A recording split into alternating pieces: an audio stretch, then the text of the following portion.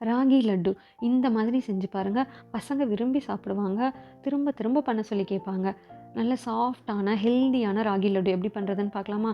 அதுக்கு ஒரு பேனில் 1 டீஸ்பூன் நெய் சேர்த்துட்டு, உங்களுக்கு பிடிச்ச நட்ஸ் சேர்த்து ரோஸ்ட் பண்ணிருங்க. அத ஒரு மிக்ஸர் ஜாரில் சேர்த்துட்டு கொர கொரப்பா அரைச்சு வச்சுக்கோங்க. இந்த மாதிரி அரைச்சிருங்க. அதே பேனில் 2 டீஸ்பூன் நெய் சேர்த்துட்டு, 2 கப் ராகி மாவு சேர்த்து லோ ஃப்ளேமில் 5 நிமிஷம் போல் ரோஸ்ட் பண்ணிருங்க. அத ஒரு பிளேட்டுக்கு மாற்றிருங்க.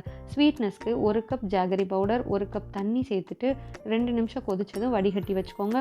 ராகி மாவு கூட ரோஸ்ட் பண்ண நட்ஸு, கொஞ்சமாக ஏலக்காய் சேர்த்துட்டு கலந்து விட்டுருங்க. இதில் வடிகட்டி வச்சுருக்க வெல்லத்தை கொஞ்சம் கொஞ்சமாக சேர்த்துக்கோங்க.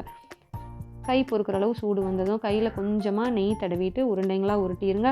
அவ்வளோதான், நல்ல ஹெல்தியான சாஃப்டான ராகி லட்டு ரெடி. இது சாப்பிடும்போது உள்ள நட்ஸு டேஸ்ட்டு சூப்பராக இருக்கும். கண்டிப்பாக இந்த மாதிரி நீங்களும் செஞ்சு பார்த்துட்டு எப்படி இருக்குன்னு கமெண்ட் பண்ணுங்கள். Happy cooking, happy plate.